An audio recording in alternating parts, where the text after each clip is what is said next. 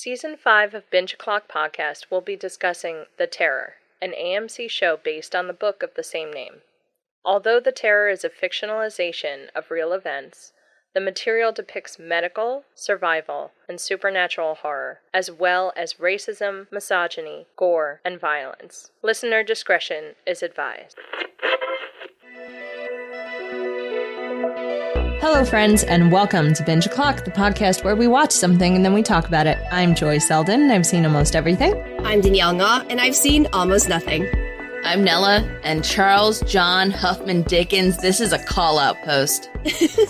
You know, I knew the Dickens rant was coming, and I was just wondering, at what point in the episode is the Dickens here's the thing, going to happen? right? Because I've already talked about the racist play that he wrote in honor of the Franklin expedition, and how he was kind of instrumental to the discrediting of Dr. John Ray. And just generally, just being the worst about the Inuit. So on top of being, and I've already touched on that, he's a fucking racist. We get it. But I just also want to lay at the feet of everyone listening. On top of those sins, he also called his wife of 22 years and 10 children fat and lazy. He tried to get her committed to an asylum. He ran off with a girl the same age as one of his daughters after casting that girl in that fucking racist play about the Franklin expedition. Oh. Called The Frozen Deep. There was a 27-year age gap happening. He gets in a train accident with this girl and her mother, and before help can arrive, he gets them off the train onto a carriage and back to London because, they can't be seen together because he can't divorce. He's able to separate from his wife, but, he had to prove he didn't commit adultery. So, there's no record. She didn't write any letters. Her mother didn't write any letters. It's this big contentious thing. Were they or weren't they? And I'm the 27-year age difference, honey, they were. They were. She was 18. She was 18 when this started. No, Charles. And no. Yeah. Wait, so how long after the events of this did the play come out? The play led to this. That was sort of he saw her in another play. Yeah, okay. He saw her in another play, and he's like, damn, she is great. I'm going to cast her. Oh. No, I was more asking about Lady Jane's search. Was he writing the play while she was searching? Did it help with the search? Was it? Yes, it was very much in tandem to the whole, the men are out there and they're probably dead, but what if they were alive? Let's get some more boats out. Because you have to figure, let's touch really quickly on the first rescue mission, because they really did think it was a rescue mission at that point. Oh, so it really happens. Yes. The Cultural Society actually funded the boat? That would come later after the Admiralty sent a couple of rescue missions. Okay. And then the rescue missions turn into recovery missions. But by that point, Lady Franklin's no, there's still rescue missions. They're still out there. I know it. So she's funding her own boats to go as well. And this is an ongoing thing. But the very first one to get sent by the Admiralty was in that spring and summer of 1848. And they send 3 tiers of attack, pretty much. They send Captain Henry Kettler through the Bering Strait to try and see if he can get through it that way and maybe connect up the Northwest Passage and find them on that end. They send John Ray and Sir John Richardson. So remember John Richardson? He was the guy who did the Coppermine expedition with Franklin, that when they were both very much younger. He joins John Ray to do an overland trek at the mouth of the Mackenzie River towards the Coppermine River. So they're west of King William's Island. Okay. And then Sir James Clark Ross, who, remember, was in the Antarctic with Crozier. That one I remember. From the east he comes from Lancaster Sound. His ships get locked in winter ice around Somerset Island, which is so far north of King William's Land. Oh, no. And while he's trapped in ice, his men suffer an outbreak of illness, including scurvy. They survey the western shores of Peel Sound with McClintock. They find no trace of Franklin, and all these areas they're searching are to the east of King William's Island. They are so close, but so far. And they are in that summer period after the ships have been abandoned. If they were going to find them, it was going to be in that window, and they don't. They are too far away. No. What is too far? Like Hundreds of miles?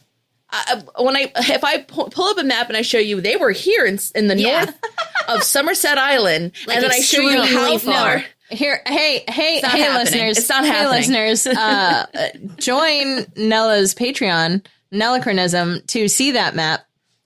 I'll have maps. I'm going to put the map up there, and we'll all weep. We'll all hold each other as we weep, because it was just like, it was too far. They were too far north, because Franklin's directions were to travel north as far as he could past Somerset Island, which Franklin did. They hit ice. They came around Somerset Island, and they went south and got ice locked by King William's Land. But Ross was going on the best information he had, which was they probably are somewhere farther north around here. And this is, you have to remember, this is an incredibly vast region. Yeah. And the ice changes daily and hourly, and and there was no other hint aside from he knew what his marching orders had been, and the feeling, the knowledge that Crozier's friend probably got the closest and was still so incredibly far away off the mark is just that's heartbreaking. I know. It is. He tried so hard to go find his bro. That's real life. Oh, yes, you're right. That's real life. Although the episode does start with Lady Jane addressing the London Cultural Society, which is why I asked about that boat and whether that boat was real. Yeah, no, she did. She would send multiple boats throughout the years. Some of them funded by herself, some of them funded by Americans, like who were just like, we have to help this Lady Franklin, and she was friends with Charles Dickens, and he used his clout to her benefit. And he was the worst. So before we get Charles Dickens. Before we get off the topic and completely of Charles Dickens, because I do want to hear Danielle read the summary from Wikipedia for this episode. Yes. I can't wait to hear how many swear jars are going to happen during our conversation about Charles Dickens. I cannot wait. No, I'm done. I'm done with Charles Dickens. That's the last I had to say about Charles Dickens, because the episode opens with Charles Dickens. And now we're done. Introducing Lady Franklin. And now I'm done. And now I'm done with Charles Dickens. All right. That turd. He talked swear jar and can get swear jar. There it is. I was waiting for like one or two more. There, we've rounded it out. And don't you come to my house and tell me, like, the accusation he had of, like, well, I don't swear jar my wife anymore. I find her unattractive. Sir, by the time you left your wife, that youngest child was 2 years old. 2 years old, sir. You had been swear-jocking your wife in the time you said you hadn't been. Don't swear-jocking lie to me. Like, what an abusive piece of swear-jock. Yeah. Friends, I'm very sorry. I cannot cut off my wife. This is perfect. Uncut Nella. Beautiful. Give me Uncut Nella. I didn't want to interrupt. So, listeners, you missed a pretty epic eye roll, I gotta say.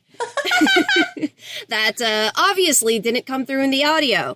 Okay, so an eye roll with Charles Dickens. Justice for Catherine. Justice for Catherine. It's like in the club of historic wives of British people who wrote swear. Like, it's her and Harriet. Like, Percy Shelley's Harriet and Catherine, like, of Dickens fame. Like, I hope they're up in heaven drinking tea and talking about their husbands. Yeah. And you know what, Mary Shelley? You can sit in the corner, all right? Because your husband wasn't all that. I'm sorry, Mary. I know you loved him. I know you were Goth's but you need to sit down. Your husband was terrible. Not as bad as Byron, but come on. Not as bad as Dickens. You love my ass. Anyway. Okay, do I take a hard left and just read the summary? Yeah, courtesy of Wikipedia. Let's go. Okay, here's the summary for episode 9, titled The Sea, the Open Sea. Hickey sets up camp and murders one of his own men, William Gibson. Goodsir, abducted by Hickey's men, is forced to cut up Gibson's body, so that Hickey and his men can use it for cannibalism. Crozier and his remaining men become malnourished and ill of lead poisoning, with many dying as they continue south. Fitzjames cannot bear the pain and is euthanized at his own request. Blanky's leg stump becomes gangrenous, and he volunteers to sacrifice himself by luring the Toonbach away from the rest of the survivors. In the process, he accidentally stumbles across the Northwest Passage just before the Toonbach finds and kills him. Later, Hickey's men ambush Crozier. After they kill one of his men, Crozier surrenders, instructing Little to take charge and lead the remaining crew south. Yeah. Man, what a brutal episode. I mean, beginning with, by the way, so Charles Dickens, right? Lady Jane, blah, blah. We talked about that. Yeah, we're in polite society in London, right? Well, we're talking about it, the urgency. Give your money for a nice little clipper. And we see, Sophia, she's sitting there. You can see her. She's obviously full of anxiety and emotion. And we smash cut to a literal smash cut, by the way, is what my notes say. Because it is a smash cut to someone whose head is crushed from the jaw up. And we are directly in the aftermath of that Toonbach attack that happened during the attempted execution of Hickey and the other mutineers. And we are cleaning up the mess, and we are trying to collect the bodies. And it's hard to even identify who we've lost. Blanky can recognize one guy from the handkerchief around his neck. It's the carpenter. Yeah. And of course, because Francis is Francis, he wants to bury the dead. And James is James and says, Francis, we can't. We barely have the energy to get through the day. We can't bury 32 people. Yeah. Yeah. And so it's too much. They decide to just burn the bodies so that at least, so that partly, I think, so that animals can't get at them. But as Francis says, let them be warm as they go. And then also in the scene, there's the discussion of, we have to get going. We can't carry everything now that all these men have died and also these mutineers have run off. But Francis takes a forgiving route of, some men might have run off in their panic and some men might accept they've made a mistake by joining with Hickey. Don't destroy the food. Don't destroy the supplies. Leave it neat and tidy in a stack so that, they know that we're not going to hold it against them, pretty much is what he describes. And then you get that shot of Fitzjames as Crozier walks away and he mumbles, more than God loves them. Oh, Fitzjames. Calling back to that scene where Franklin and Fitzjames are talking about Fitzjames saying, I think you love your men more than God does. And Franklin saying, I hope for their sake that's not the case. And it comes full circle. Full circle. And I also want to point out that this is one of many times in the episode where there's a pretty much direct parallel drawn between Crozier and his men versus Hickey and his men, right? Oh, yeah. Because when Hickey left the camp in the last episode, he took a useful map and burned the rest of them. And this is the opposite. There's no reason to destroy something that could be the salvation of another human, no matter what they've done to you. And I think it's because Crozier understands we are in the Arctic. I don't care who you are or what you've done. If you are here, you are in survival mode. And I would hope you would do the same for me. Yeah, it's the space. It's like being in space. It's like being in the deep ocean. Being in the Arctic is you use what you can to survive. And everybody helps each other. Otherwise, you're dead. And I did have this moment of because we have this dichotomy between Hickey's group and Crozier's group. And I was just staring at, 32 men dead that they just set ablaze. Yeah. And I think I turned to Nella and I was like, I'm not advocating for cannibalism, but if there was survival cannibalism, that's a lot of men. I'm just... Yeah. Right. So I'm also look, what the book and the show does is that there's no such thing as a good cannibal. And I fundamentally disagree with this. Right. It is tragic that all these men have died.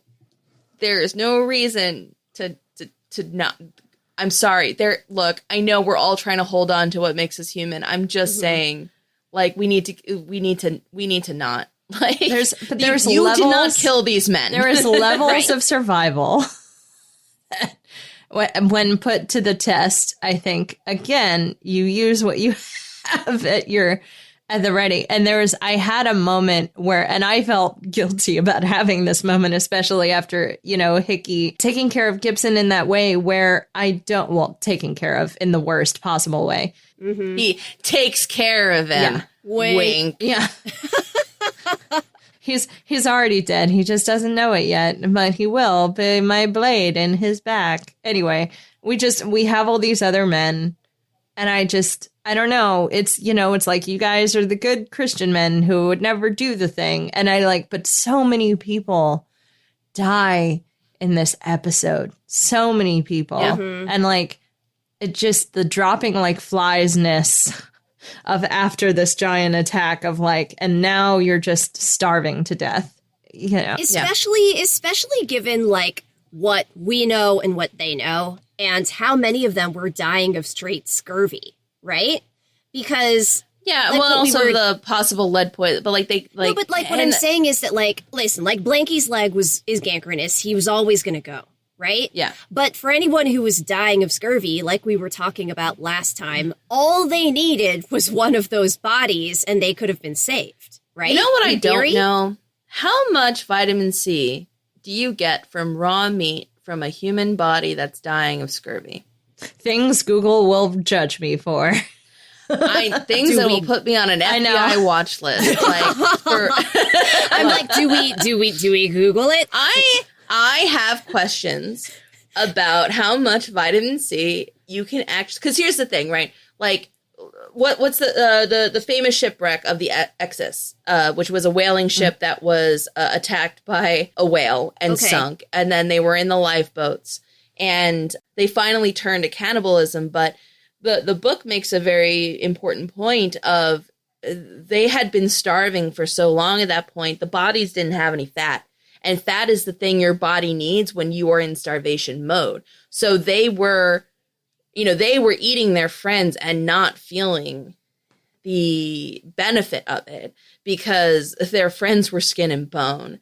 And they were cracking open the bones to suck at the marrow. So would these bodies actually have saved them or no? Probably not. I don't know. I think it would make your stomach feel full, but honestly, I'm not sure. That's a level of, I need to find a medical paper. Starving human bodies, are they more nutritious than trying to boil rocks? Hard question. Now wait, can I? No, because they still have the cans, right? No, I know. It's a question of and the lead cans aren't poisoning helping versus you with no your lead vitamin poisoning. C. Yeah. But we I think also know there's- that here's the other thing about scurvy. Humans are one of the only species that actually suffers from scurvy because we can't make our own vitamin C. Other animals can. Right. Yeah. For whatever reason, God in his heaven above decided to make us unable to produce this really fucking vital vitamin. Wait, I have a random question. So while we're talking about the cannibalism bit, so Gibson, because he was complaining about his joints feeling like glass, is that also scurvy? Was that also what he was suffering from, or what was going on with him? Oh, I think that's the lead poisoning, but I could be wrong. I think Nella's looking it up. Here's the problem with scurvy and a lot of the diseases that might have plagued the men on this journey. One of the symptoms of lead poisoning is joint pain. One of the symptoms of scurvy is joint pain. We also think, a zinc deficiency would have absolutely hurt them as well. It felt like in the episode they were trying to draw a pretty clear line between who had lead poisoning and who had scurvy versus via who had those scars or sores on their faces. Yeah, the and who bruises, didn't. Yeah. Now, Right? sores and large bruises and reopened wounds, that's classic scurvy. Scurvy, right? Yeah. But scurvy also comes with this sort of inability to work. You are in pain, you're shorting blood. It's very, you're losing your teeth, your hair follicles are bleeding. Your body, the collagen in your body is ripping apart pretty much. And collagen is the thing that stitches up all your joints and any scars you have. That's the collagen keeps it together. Mm-hmm. And that's why the wounds are reopening, and that's why Gibson feels like his joints are glass and is going to die slowly in pain, as Good Sir tells him. I love that side of Good Sir, but the other thing is, it's like with the sort of like the way his face is, like those could be open sores. That could be the sunburn or the windburn from being exposed out in this like wide open. Which is clearly what's going on with Hodgson, I think. Yeah, so it's so much going on. It can be so many things that are equally awful. The reason I asked that specifically is because, skipping ahead slightly, but we're talking about cannibalism. When they eventually eat Gibson, is there any harm in eating someone who is dying of lead poisoning? Like, are you eating the thing that they were poisoned by? In theory, you are. I mean, in theory, you are. I mean, so then I don't. I would probably avoid eating his liver. Yeah, and his kidneys. I mean, that's why they have Good Sir take him apart, right? And when we talk about like survival cannibalism, there are things you avoid. In the episode, you even have Good Sir talking to Hickey of like, if I place your accent right, everything you were eating, you had to basically clean and dress, and you probably shot yourself. So I don't have to tell you what not to eat, and it's, I think the idea being, you stick to the fatty parts of the animal. Hear me out. I think it's just that nobody wants to do the dirty and actually cut up their friend's body. 100% that's what's happening. I think it's just Hickey needing to control the situation. Yes, also that. I also, because they also have no issue with it when, spoilers, something happens in episode 10. But we'll get there. I think it's just because Hickey knows he can't ask that of anyone else because that would horrify them too much.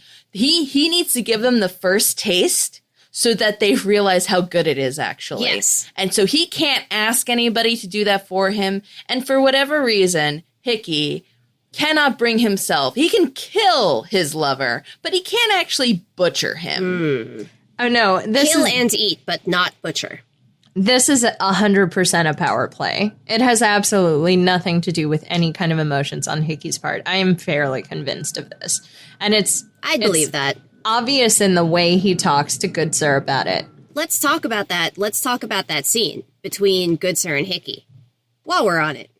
Yeah, it's I really enjoy the power play that this is. I mean, you have Good Sir who's, as we've talked about before, being this naive person who still believes that there's good men somewhere, and he is not with the good men.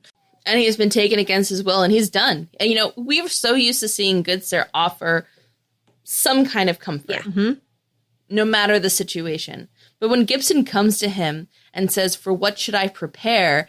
Good Sir, without even blinking, says, "To die, Mr. Gibson." And then describes how slow and painful it's going to be. Yeah. And you have Hickey walk in, realize his lover is dying, and then stab him.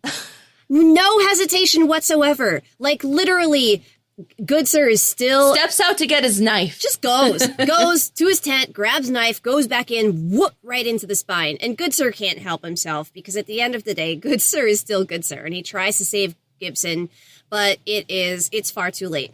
And Gibson is dead. And then you have the stalemate between Good Sir and Hickey, of Hickey demanding that he cut up the body and that this is what he was taken for and this is his job. And Good Sir just flat out refusing, of just like, no, do it yourself. You want to eat a person, do it yourself. And then it becomes, well, I'll torture the rest of them if you don't do it. Specifically Hodgson. Starting with Hodgson, because Hodgson is not supposed to be there. Hodgson is one of the people who ran off into the fog and got lost and started trying to eat his own boots because he's been wandering out there for so long. Yeah. And the poor bastard finds the wrong camp and gets folded in back into Hickey's party. Oh my gosh. Hickey is so manipulative when I mean, throughout this episode, but he's especially slimy during that scene with Hodgson, where he's convincing Hodgson that cannibalism is the way to go. Yes. Hate it. And, Hate everything about it. He does this throughout the episode where he tries to draw false parallels between other things the men have done and cannibalism. Like, oh, do you really think it's veal in these cans? It could be horse meat. It could be dog, but you didn't care. You ate it anyway because you had to. That's just like cannibalism. And you're like, no, it's not, dude. No, it's not. No, it's it's not not. the same. Well, like any proper cult leader, you have to build people up. You have to have a certain to level the- of conspiracy theory amongst your followers. And then it's a frog in boiling water. You can't just, And again, that's why he has to get them to eat the meat that doesn't look like their friend on the plate. right. For them to understand, and this is the better way. Yeah. No, but also that other thing that he says to Good Sir, where Good Sir is refusing to chop up the body, and Hickey's like, you've chopped up bodies before. Didn't you do it for the betterment of everyone around you? That's just like cannibalism. You And you're like, probably "No, it's can't not, dude." remember how many. 20. I've chopped up 20 bodies. Yes. I remember Hickey. Like, Good Sir, the real MVP in this episode. Like, I know exactly how many. Absolutely. Like, does that work on people, Hickey? Like, does that really work on people? Like, Yeah. Does and that there's really work on people? does that really work on people? But eventually Good Sir does it because ultimately he is the guy that's like, yeah, okay, fine. I don't want you to torture anyone else. This guy's already dead. I'll chop him up for you. He drops off the bags of meat and walks away back to his tent. And Hickey has this moment of like, oi. And there's like no answer from Good Sir's tent. And I'm like, what a just dang it. Like, Hickey, Yeah. just take the win, you jerk. Well, because he knows it's not a win. I know. Right? Because later on, he goes to Good Sir and gives him a whole speech about various things, but it ends on, don't confuse your morals for your practicals. And I'm like, Hickey, be careful about the kind of man you tell that to. Mm-hmm. Because you think you're telling it to a man who will act like you. And Good Sir is not like you. Like, you think you're trying to give this man an out of his good Christian morals to follow you. What you're doing is giving him a roadmap for your own demise. Right, exactly. Like, oh, actually, when you put it that way, maybe it is for the betterment of everyone else if I murder you. Right? Yeah. Now, and he finds, Chekhov's ring around Gibson's neck. Yes. Oh, the poor sap. He was carrying that stupid ring that Hickey stole way back in the beginning of all of this. I'm also sitting here. I know we were just talking about like survivor cannibalism and like, really it only makes sense at a certain point of starvation because otherwise the fat from the body is gone. And I just keep thinking about how much of a skeleton Gibson has looked like this entire time. yeah. And just as you said, Nella, it's like, sure, it might fill your belly, but you probably won't feel nourished, which makes me go, okay, who's next on the menu, Hickey? Who's next? Who's next? Oh, I have Right. a question. Yes. Sort of a random little one. Why was Hodgson eating his cooked like a steak and everyone else was forced to eat theirs raw? Is this like a lieutenant versus everyone else thing? Like, what's the deal here? I mean, it's all I can think of is that they are setting Hodgson apart from the rest of the party. Yeah. I sincerely doubt Hickey understood that you get more vitamin C from raw meat versus cooked meat. Mm-hmm. Who knows? It might have just been, they might have just not had enough fuel to cook stuff because there's no wood out in the Arctic to cook meat on. I do think that Hodgson had more than the rest of them, though. It's just like I'm that's not what sure about it that. looked like because it looked like he had like a whole I cooked think it's steak more on a plate, and everyone else had like a little bit that fit in their hands and looked like some fat or gristle or something. And I was like, what's happening here? I think he was just eating it slowly with a fork and knife, and everyone else was shoving it in their mouths. Personally, And can I just say that the eating Gibson's body scene, the camera panning around, everyone silently noshing on the part they've received. Like, it's not quite Denethor in a tomato level of like disgusting, unsettling. Something is wrong here, but it's pretty up there. It's pretty up there. And I picked up on the religious vibes that it was putting down. And then, of course, the show took it one step further. So interesting to me that we give and then my female family member was a Papist, and she took me to a Papist church, Papist meaning Catholic for those of you playing the home game. And because in the book that belongs to Crozier, like that backstory note belongs to Crozier, and they've given it to Hodgson's here to talk directly about cannibalism. Whereas for Crozier, it's more about the mystery of an unknowable God that is terrifying, and then his childhood like fascination and terror of the Catholic Mass and of the Eucharist, where you kneel before a gate and you extend your tongue to receive the body of Christ, morphs in his fever dreams as to the submitting to the Tumbach and becoming one of its shaman. I mean, that's the thing. I will never not see that when thinking about the Eucharist again. Like, see that in my mind's eye. It's fantastic. But, you know, I think that is almost everything that happens on the Hickey side of this episode, because it's like the episode is bopping back and forth between them. And I think it's a smart place to put the Catholicism on, or the Catholicism adjacentness to Hodgson, because then you have an excuse to write pretty much a confessional to Good Sir, the only decent man there, the only godly man there, really. And it's a confessional. He has come to confess his sins, and he gives the explanation of the one time he took communion and he never did it again, and how it made him feel. And Good Sir doesn't look him in the face once during the confession, which is key. Then again, like that's confession. pretty key. Yeah, like a good confession. Like there's a good there's confessional. A Exactly.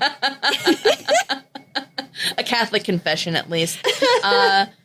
And it ends with Hodgson coming to saying it out loud.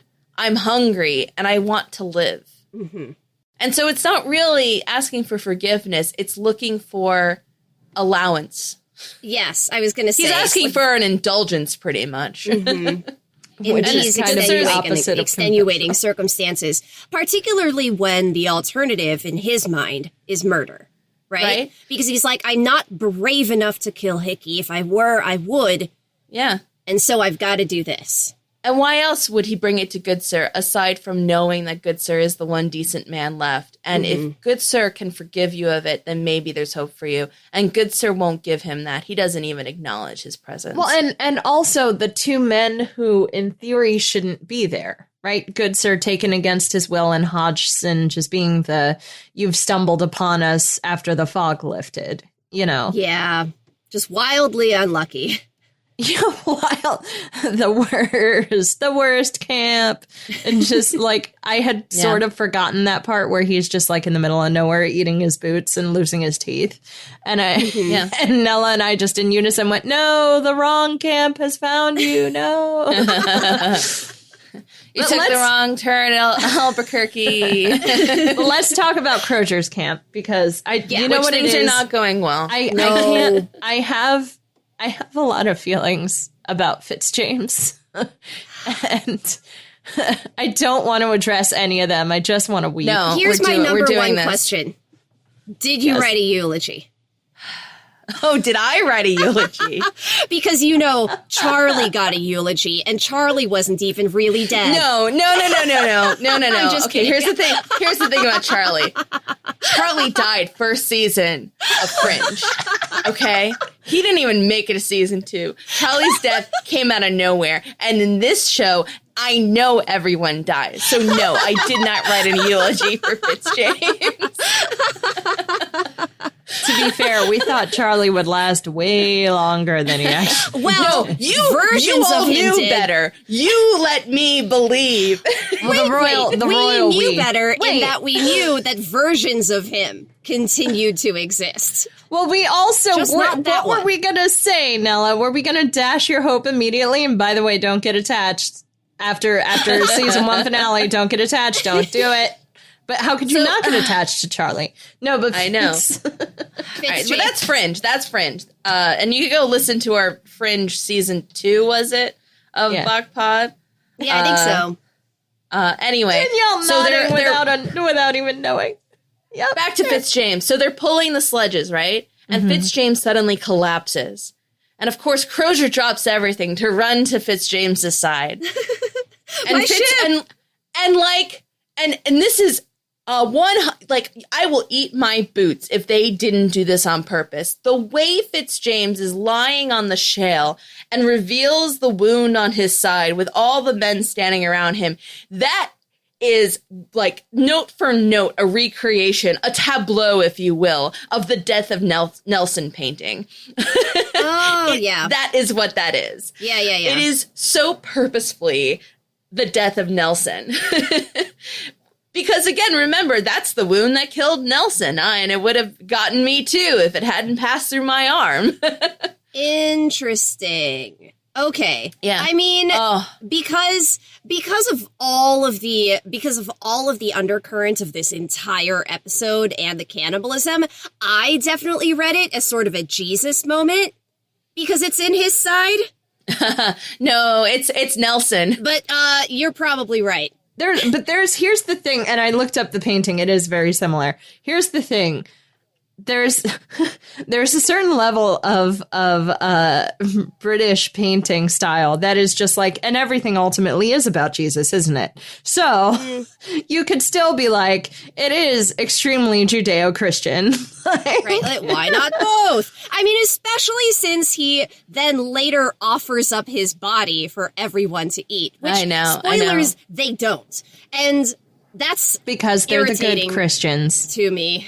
You know, but I'm just like, for the reasons you said, because I think like specifically when someone consents, then it's like really, really okay.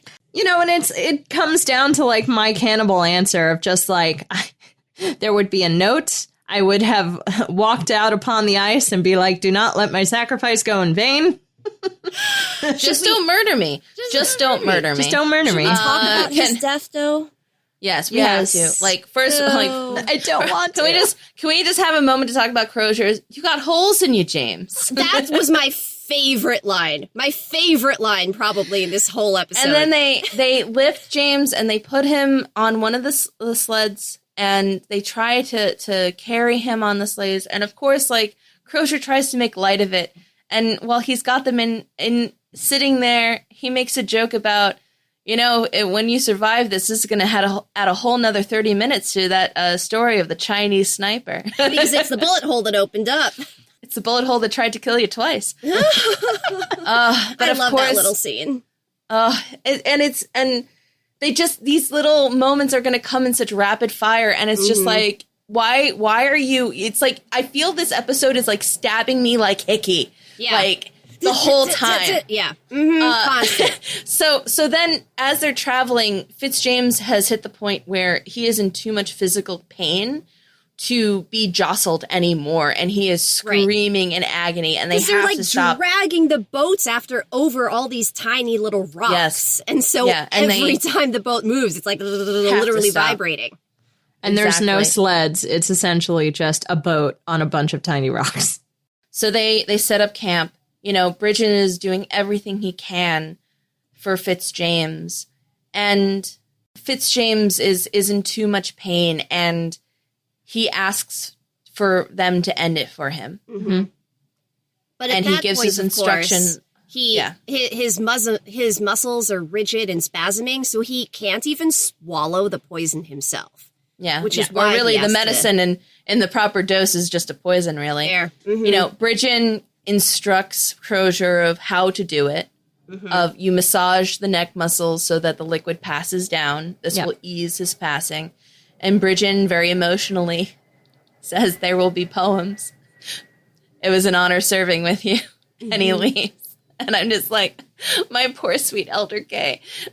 There'll be poems. There'll be poems. The assisted suicide scene is so much because it's so deeply consensual and it is done with such care and regard. And tenderness.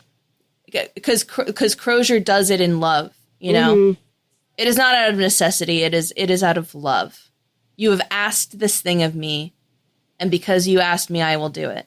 You know? I love that this is the Crozier that the show decides to portray, right? Because it's not just Fitzjames. It's the rest of it's the men who were, you know, who mutinied, which is just like, well, okay.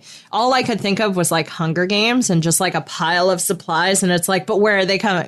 They're going to stab you as soon as you make for the supplies. Like that's what Hickey's party is thinking. And Crozier is just genuinely like, no, here are things you need. And we also get this with Jobson because Jobson is also sick. And Henry Pegler is sick. And Henry, I mean, people are getting sick. Blanky. Oh my gosh. I mean, see, like thousands tiny little shiv stabs because it's all very bad. And we have that moment with Edward Little, right? Where Edward Little says, you know, maybe we set up a camp where everyone's 6 days behind and the stronger of us, we book it and maybe we'll find meat and we'll bring it back. And Crozier just looks at him and says, we'll discard things before we discard people. Because if we walk away from these men, we're not coming back. And it's so awful because he says that pretty early in the episode, which means everyone we've just listed, like everyone who dies after Francis says that. Yeah. And now in the book, Fitzjames, it's definitely botulism that kills him. Because it's very violent and unpleasant death. Right. It's described by Goodsir, who is still with the party at this time. And he is screaming in pain. His body progressively becomes paralyzed to the point where he can no longer even scream in agony, which is a classic sign of botulism, you know, the paralysis, which is also why it was so dangerous before the modern supportive care.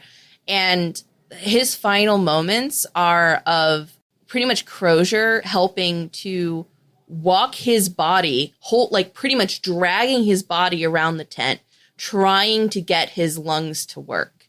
You know, and so there is that sense of Crozier will do what he must to try to keep men alive, but like he is trying to get Fitzjames' body to not shut down, and Fitzjames is aware and cognizant the entire time, but he cannot speak, he cannot move, which is like the worst fate possible for a man of action like Fitzjames. And like the show still gives us that, and you have this man of action who is now an invalid and is suffering.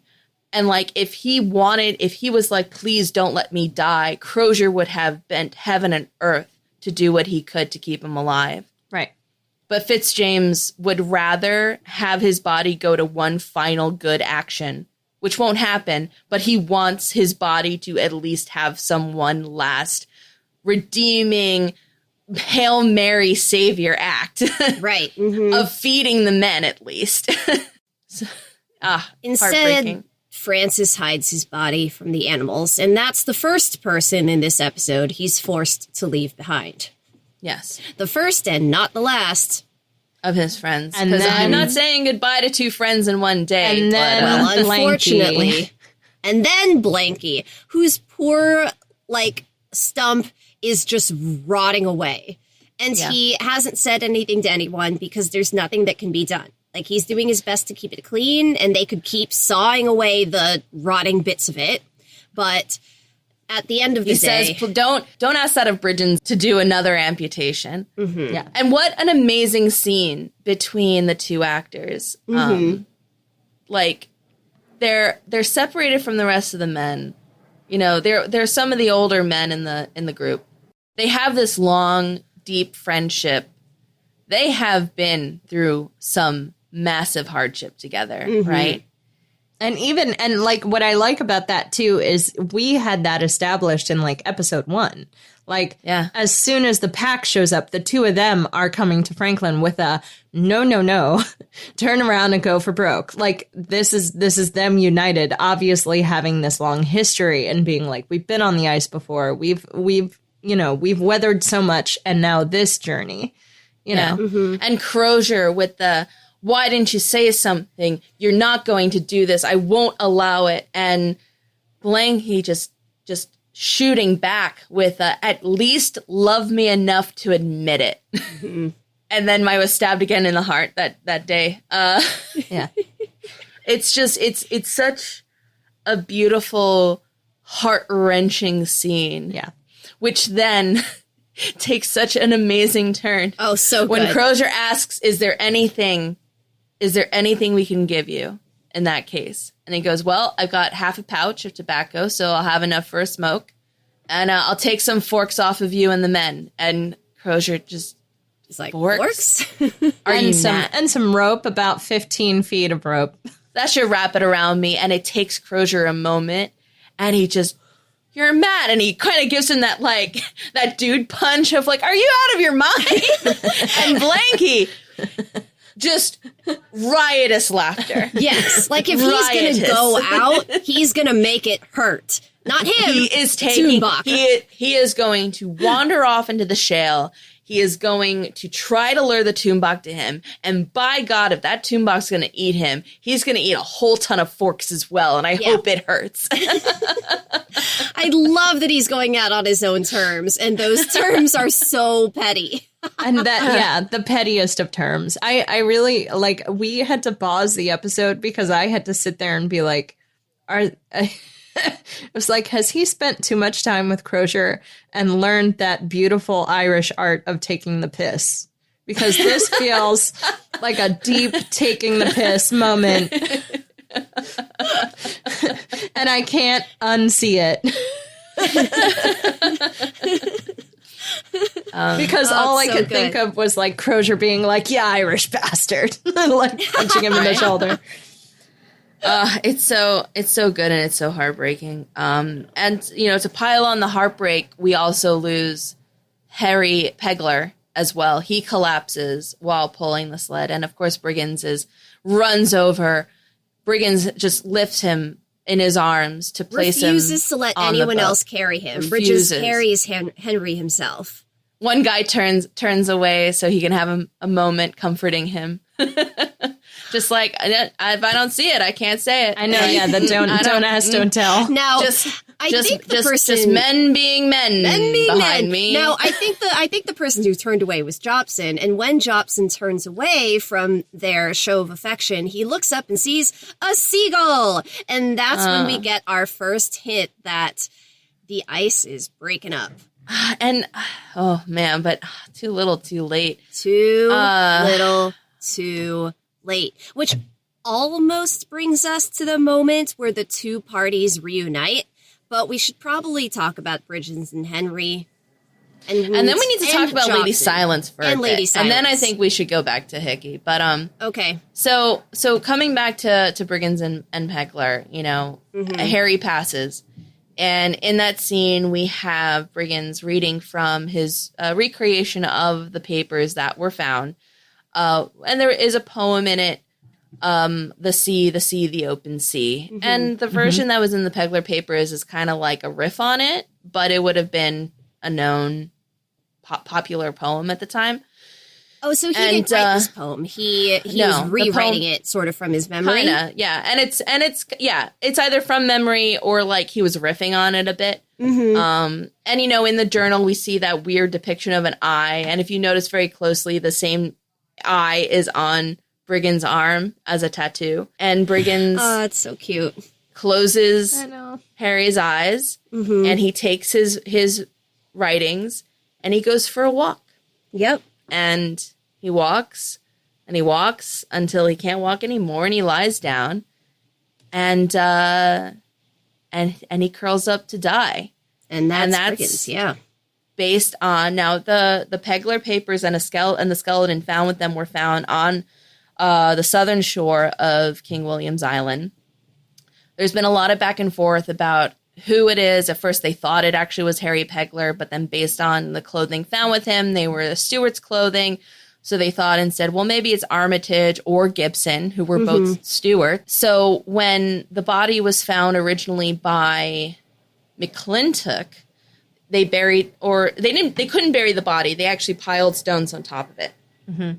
The body was then later rediscovered, they think, it's in 1973. They thought it was the same body, but it didn't quite add up.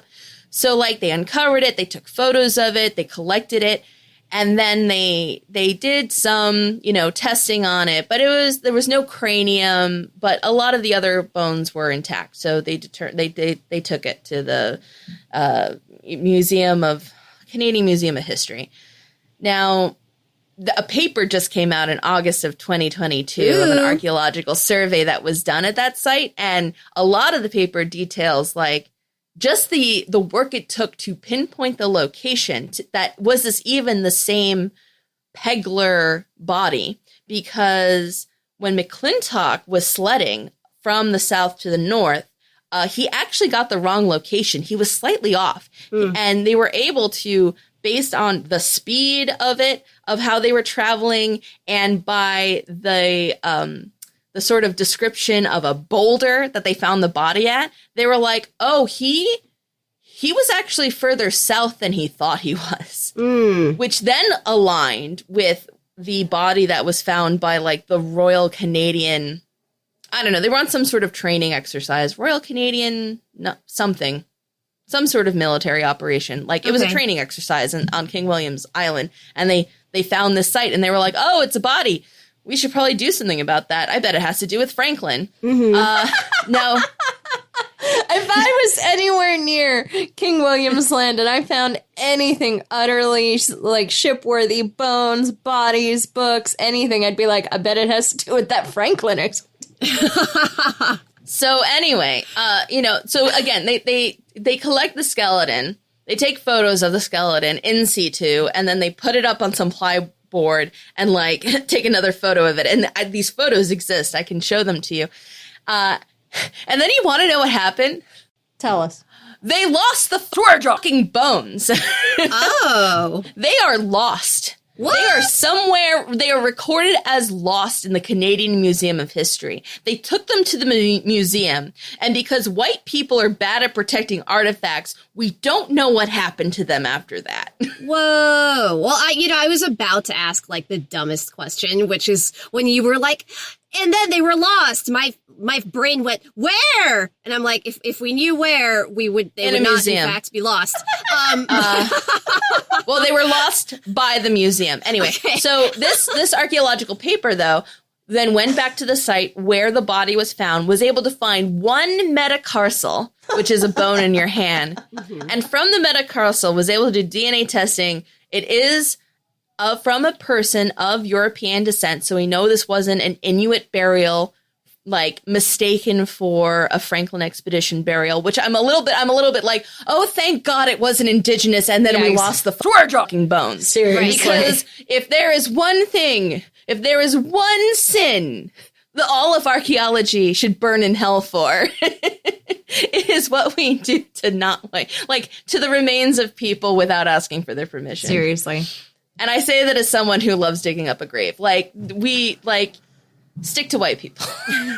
Stick to the white graves. And don't lose the bones. And don't lose the bones. Okay.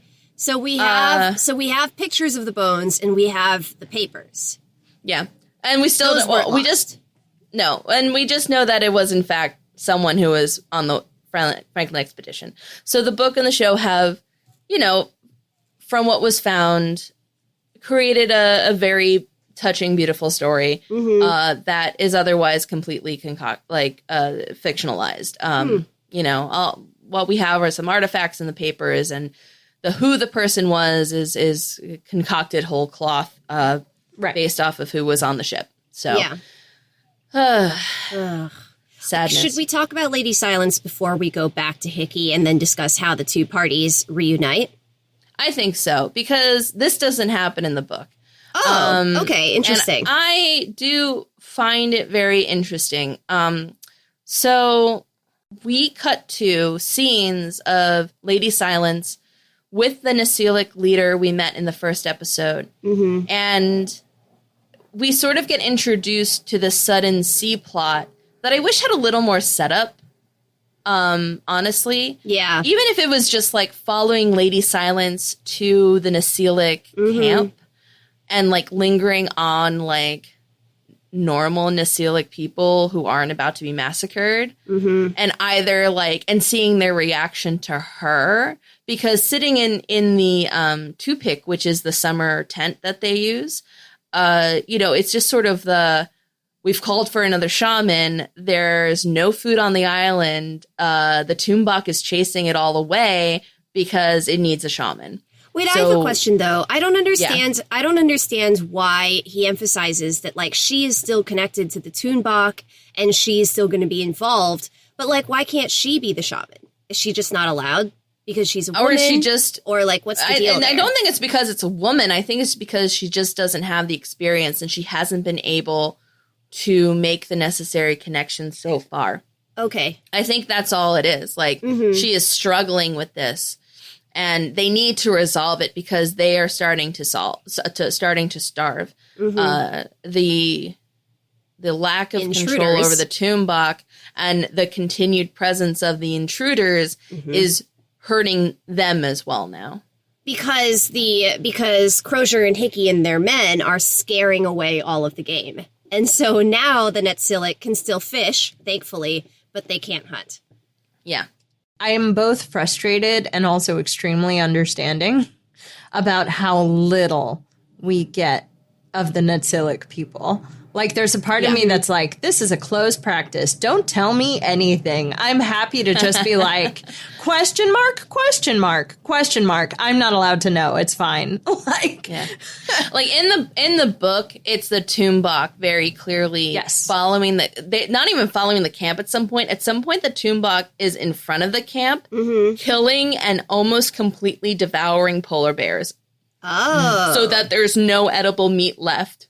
Wait, and it is doing that to fuck with the party. It is doing that so that it knows it's in front of them. Yeah. It reminds them of how powerful it is. And oh, by the way, I am eating everything that you would be able to eat. And I am devouring it before you can even get to it. No, wait, so in this episode, there's that, which is they're trying to find a new shaman for the Tumbok. And the Tumbok is just following both parties simultaneously because the parties are only 6 miles apart. So the bit with Lady Silence, in the book you said that doesn't exist. So is she just out of the story at this point? Or what's going on with her? She's, I mean, like, is she the reason the Tumbok is following them, or that's two separate things? No, it's two separate. Again, she's a sexy lamp. She's there. She's building up more of a, she just all she's there to do is to show up in the 11th hour to save the final girl Crozier. Like, that's all it is. Okay, and then to have she's two children so with useless him. from what Nella has told me, she sure exists. She sure is there. She is there. She's there. But I mean, in a lot of similar ways, there's.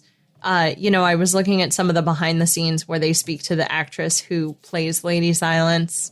And some of the questions were kind of interesting, but it was this moment of like, she herself is an outsider among her people because she is a shaman to the Tumbok.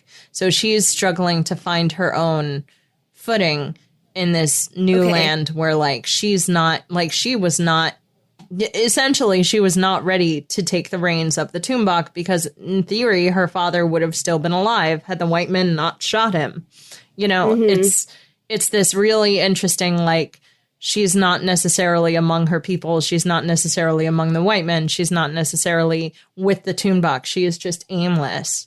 And in a lot of ways, so is the Tumbok. The Tumbok is just playing with whatever as it shows up, as it gets in its way. I think if she would have been like, there's a lot you can go back and forth on of like, if she had control of the Tumbok, would the Tumbok have even forgetting Carnival, right? Even if it's just like Carnival wouldn't have happened, like would have probably still happened the way it did in the show, but probably wouldn't have happened the way it did in the book. And like trying to sentence the mutineers to a hanging definitely wouldn't have chosen that moment for the Tumbok to attack. There's a lot of interesting, this is also what I mean by there's a lot of interesting question marks that I'm like, how much control would that mean over a creature like the Tumbok? Like, she only returns to her people because the white men are like, hey, it's not safe with us right now, as if it was safe with the Tumbok, like eating everybody anyway. But maybe you should like around not some be of those here. folks. It is Okay. interesting that there aren't a lot of Tumbok attacks while she's with them. No, that's Like true. on grand scale. Like not a lot. There were some, but not a whole Like lot. Carnival, you know what yeah. I mean? Mm-hmm. Yeah. Or the ones on the ship. The ones on the ship. Very interesting. Yeah. Yeah, I wonder how vengeful she would have been and whether she would have terrorized them purposefully with the Tumbok had she actually had a decent amount of control over it, which I just feel like they kind of set up that that's not supposed to be the purpose of the Tumbok, though. Like, Right. the connection you have with the Tumbok isn't to, like, again, and this is the difference between the book where it is an actual vengeance spirit, and, like, you don't control the Tumbok. You just come to an agreement with the Tumbok. Right. And the presence of these white men have crossed the line that have broken the agreement. Right. So, like, you have to try to convince the Tumbok, who could kill you in an instant, of, okay, it was a infraction. Please stop killing us, and we will try to come to the new accord. right. We'll get out of your stop killing us and we'll get out of your hair. Whereas sometimes in the show Pronto. it feels a little bit like, and your dog got loose, and your dog is just gonna go and do dog things until you can convince it to, hey, come back and stop doing that, please, to the neighbors' chickens. The neighbors' chickens that were never supposed to be here in the first place because they should have just stayed in their coop where they were safe. I guess a better example is a cat, right? Because, like, this is why you don't let cats outside. Because if you let a cat outside, it's just going to go full murder. Like, Terrorize the neighborhood bird. Never go full murder. Never go full murder. Unless you're good, sir, and you've got Hickey in your sights. Just kidding. Okay, so...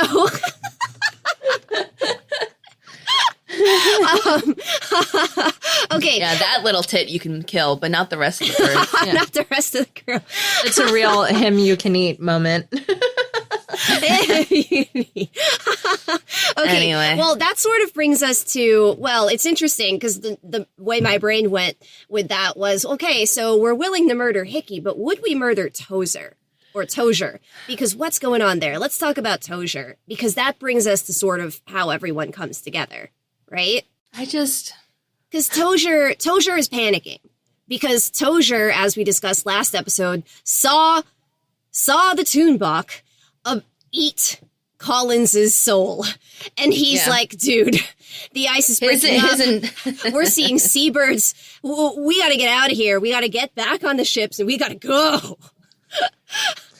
It's a real act of hubris moment, because every time we turn to Hickey's group, they're just stalking Crozier's group. And I'm like, dude, like, let it go. She's just not that into you. Like, leave it alone. it's just, right? It's just like, if your whole point was to get ahead of the other group, Then get ahead of them. why are you sticking around? Why are you behind them? Like, it was so annoying to have that, like, okay, Crozier, stop. Let's camp here. Why?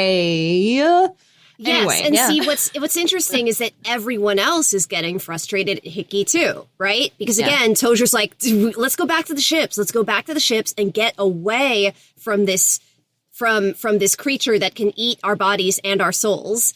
And then there's this scene where Tozier is sitting around the fire with these two other men whose names and faces I've already forgotten. And they're looking up at Hickey and they're like, what is he doing? Because he's off alone, just like in his thoughts.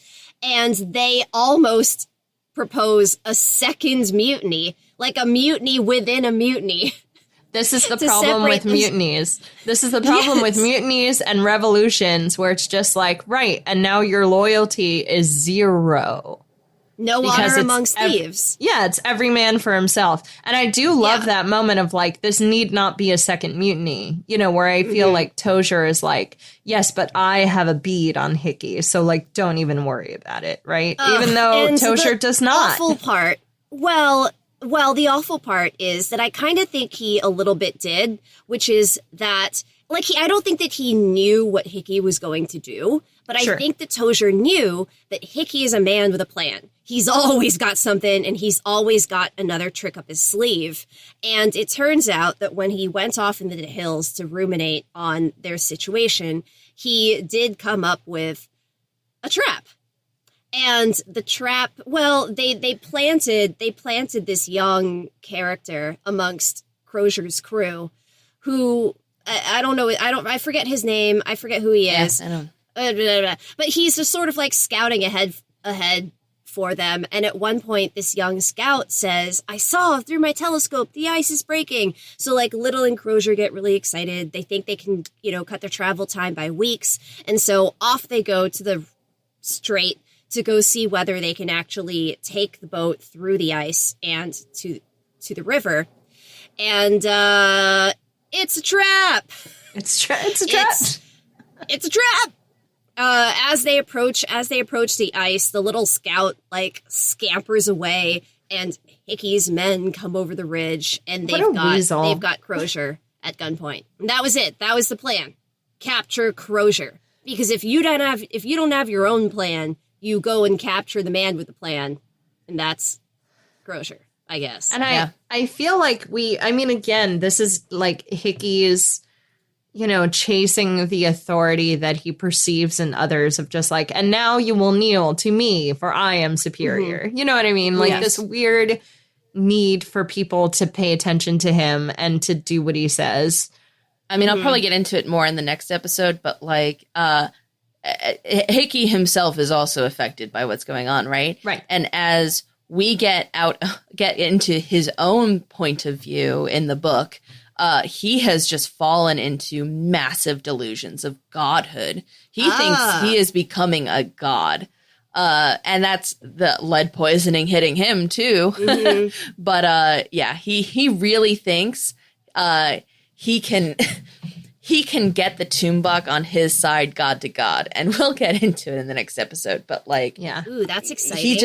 There's just one more episode left and a lot happens. I know. There it is. He thinks he wants to be a king without being a leader in what a leader actually should be. Somebody who is looking out for and caring for the people around him. No, he will use people until he is alone. He wants to be like the Xerxes in 300. Like, I accept all as long as, you know, you are useful to me and you bend the knee. And it like, I can't wait for you to see what happens in episode 10 because I freaking love it. It's one of my episode 10 is one of my favorite episodes of this whole series. And I also think listeners, if you've been watching along with us, you will agree with me that this is one of the few shows that I feel really builds at a steady clip. Like we get build on build on build. And there aren't a lot of television shows where you can actually say that it constantly is an uphill thing where it's slowly, gradually up. And you had to get to episode 8 because of episode 5. And like, there's no filler episodes. There's no like, we had a beach day. Ha! Wait, Joy, it's so funny that we both came up with beach. Because it's always the beach episode. Except if it's Fire Island. Except if it's Fire Island. And then it's totally different. No, but like, it's one of the few shows I think that's really able to build on what came before. And I can genuinely say that each episode is better than the last one. And episode 10 is one of my favorite episodes only because we went all the way up that hill. And then we get to episode 10 and it's crazy. And that's all I'll say because spoilers. I can't wait. I'm so thrilled. But that's basically the episode, right? Because Hickey's captured Crozier. We end with a couple little beats, which we've sort of mentioned, but not quite, right? Like Bridgens walks until the middle of nowhere, lies down, and is presumably dies there, though we don't see it on screen. Sophia is standing barefoot in the snow, just like Lady Jane did. or told us she did in one of the past episodes. And It's then true. We our never do last see it happen, shot, do we? No. And then our last shot is of Blanky. Blanky, covered in his forks, sticking out in all directions. Having discovered the Northwest Passage. Did that really happen? Did the show invent that? I wanted to ask you about that. All right. So that alludes to the fact that for a very long time, really since they first started searching for Franklin and became a search and not a rescue mission, it has sort of been granted onto the Franklin expedition that they must have been the first to find the Northwest Passage, just based on where artifacts were found and things like that. And then they sort of they just granted it to, like, it's just sort of like, well, they died for it, so we're going to say they found it. But also, like, if they were there for X number of years for Y number of seasons, like, surely they would have come across it, sort of situation. Yeah. Okay. So it's always sort of been, gosh, now I don't remember who it is, like, actually credited to Northwest Passage. I want this to be like archaeologist headcanon accepted. Yeah. I mean, gosh, I mean, it's such a. All right, so technically, the first one to actually complete the passage was Roald Amundsen in 1906. Complete the passage as in, like, sail... Actually travel it, actually sail through it. Okay. But they sort of bequeathed and they saw it, and they found it, and they closed the gap on the map. They give to Franklin. Okay. Or they gave to Franklin pretty soon after finding...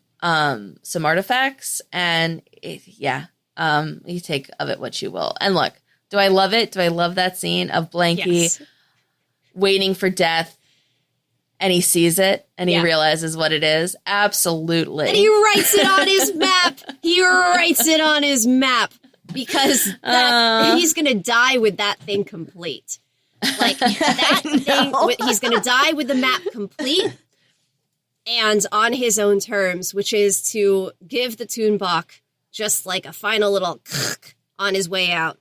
Literally. It's so good. It's so good. I know. And, we don't even see the Toonbach approach him, which I think is a cool choice. We just see his reaction. We hear it. We hear it sort of coming up behind him. Yeah, we hear it growling around behind him. The growling and and he turns, and with a look of with a feral grin on his face. Yeah. Greets him with... What took you so long? No. Greets him with, what in the name of God took you so fucking long? Again, that Irish is just rubbing off on him. I don't know. No, well, he is, like, from North Britain. Good. Like, so I get it. He's from the north. He's from, like, the northeast of England. Like, yeah, no, I give it to him. Because it brings us back to the fact that he bonded with the Toonbach, right? He bonded with the Toonbach that one time they encountered each other, and they've always had this connection. I feel like I almost feel married to him. I feel like it's my wedding night.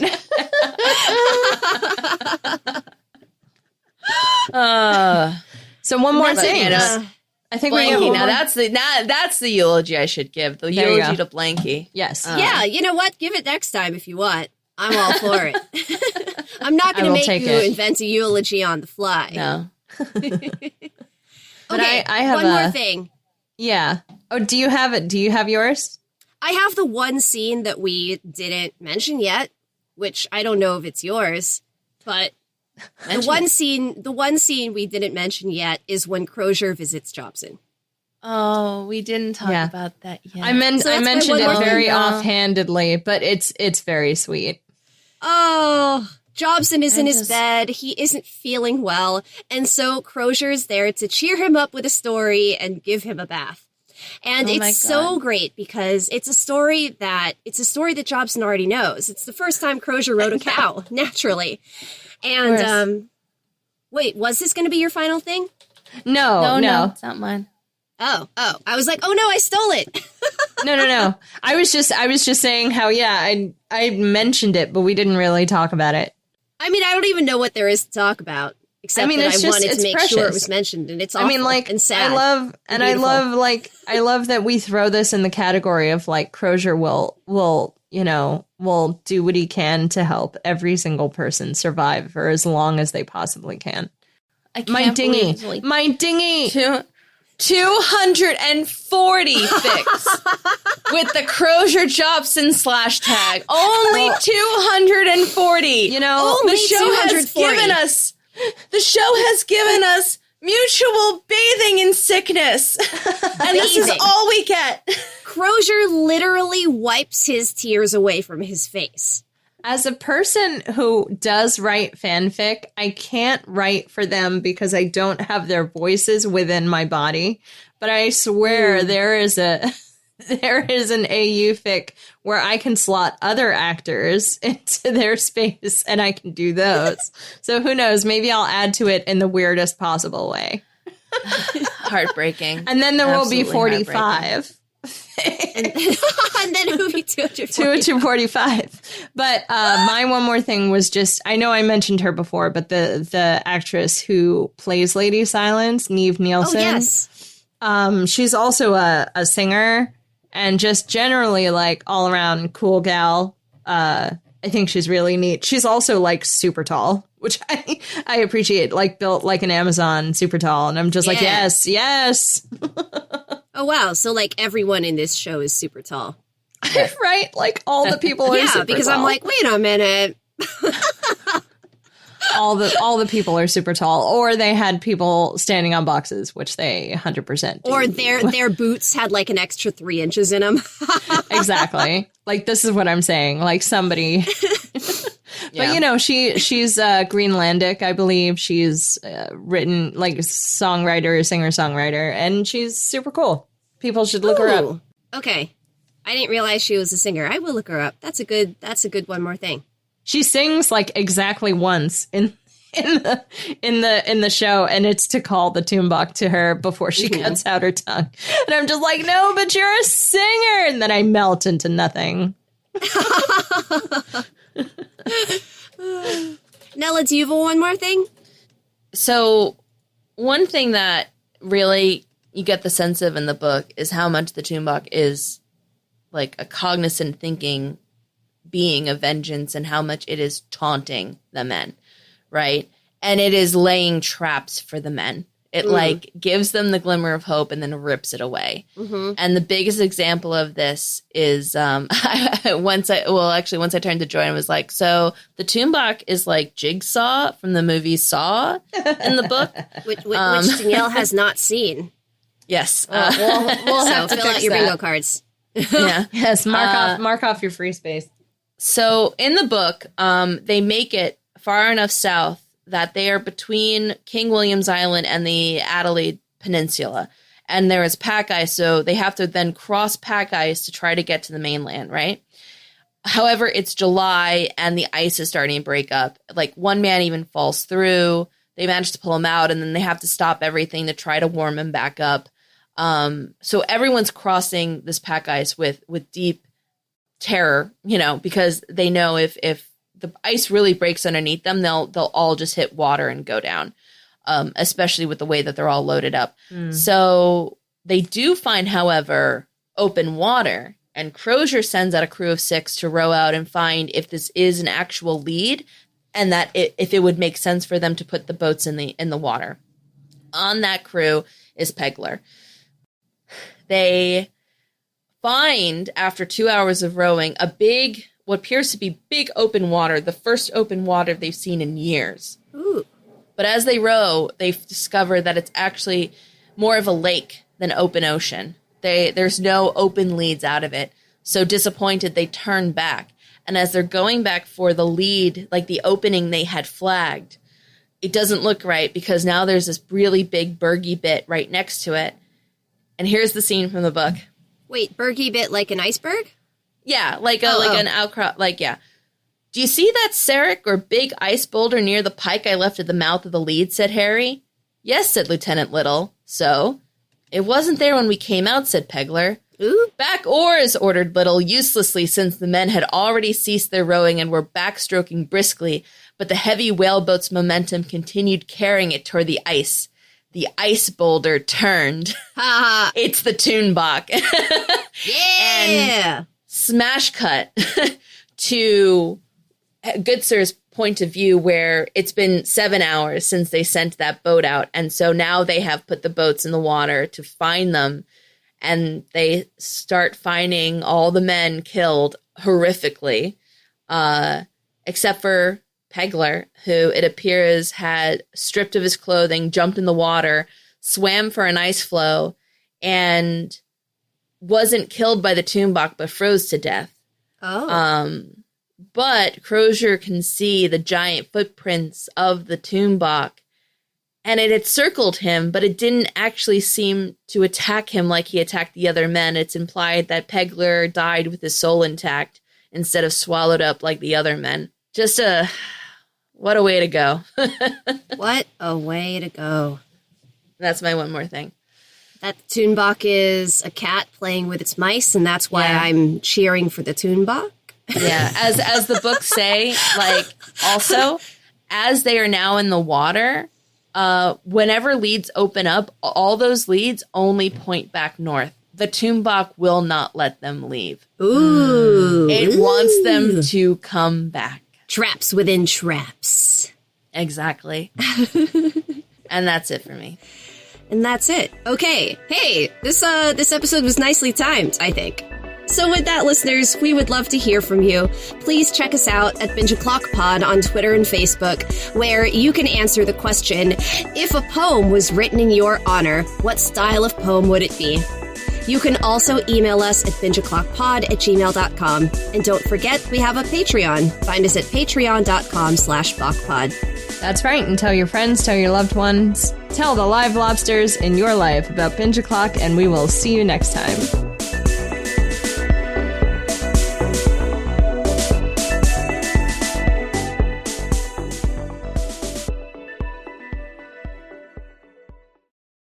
It's probably a ballad. A ballad. Make it dumb and epic, like somewhere between like Sir Gawain and the Green Knight and like Chesterton's The Ballad of the White Horse. Yeah. You know? Just give me a good old fashioned epic ballad. I am an Angel Fire website poem with the weird mouse. With the weird mouse. There's Flash. There's Of course there's Flash. There's nonsense. There's little bears dancing in the corner for absolutely no reason, and bats that fly out of the mouse when you move it. And then there's like 17 words. Oh my gosh. If anyone was going to write a poem about me, it would be one of my kids. And so it would be like short and silly. And it would be like, I don't know. Mostly like about them. I like mostly cars. Either mostly about them or just like wildly inappropriate. Like roses are red, violets are blue, Miss Gaw is dead, blah, blah, blah, blah. You know, like, like it would be weirdly beautiful, but also super inappropriate. Yeah.